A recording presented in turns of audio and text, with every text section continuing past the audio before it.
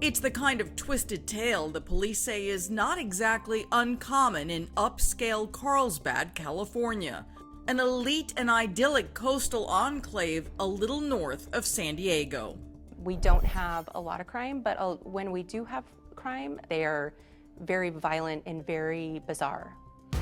This particular violent and bizarre crime beginning with a late-night 911 call from a secluded area of town.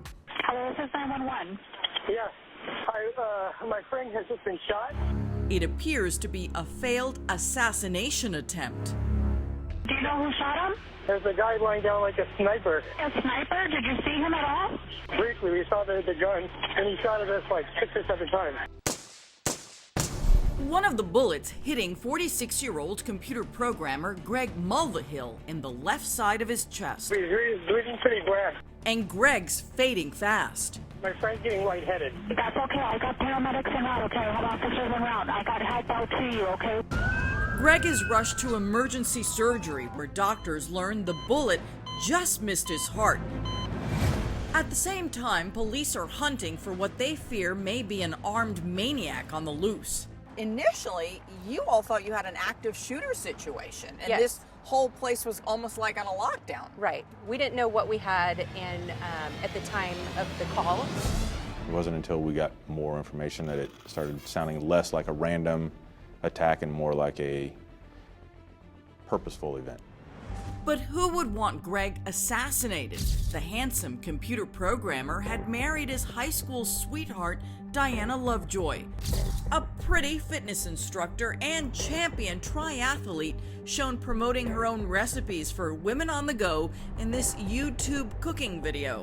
I'm Diana Lovejoy, and quick meals are my specialty.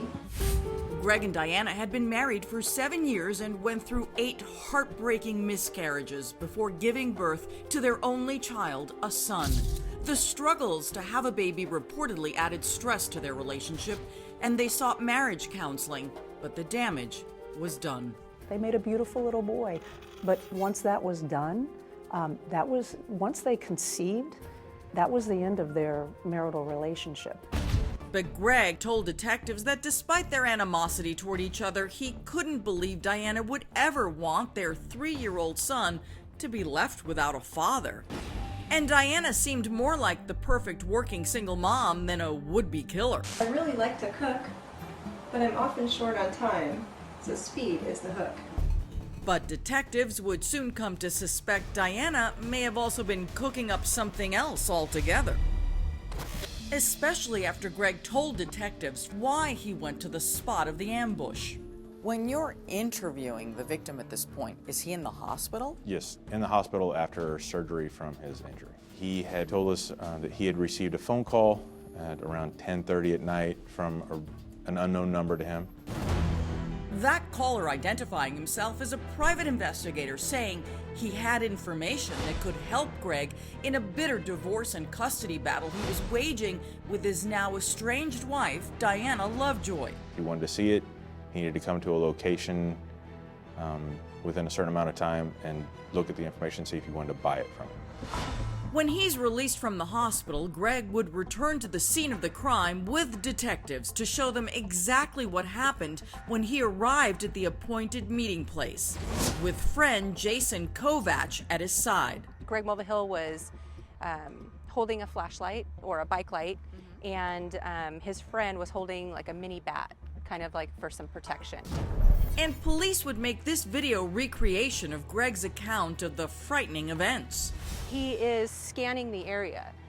When his light suddenly falls on something moving in the bushes. And he immediately knew that that was a person laying down that was holding a rifle aimed at him. Greg and his buddy Jason panic. But one of them yelled gun as soon as they saw that it was a gun, and they both ran. Greg getting hit when the gunman fires shot after shot at them as they flee. So they run off this way, and the shooter runs that way. The shooter runs that way.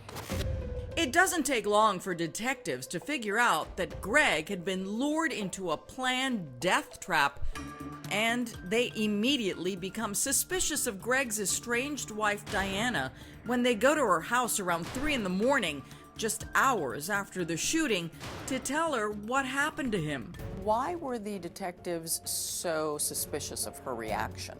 Giggling just wasn't appropriate reaction to finding out the father of your child had just been shot and was in the hospital. Where there's smoke, there's fire. Next, police uncover shocking evidence that leads them to believe Diana recruited this hired gun to do her dirty work. She was looking for someone to kill her husband, and she thought that she found her man.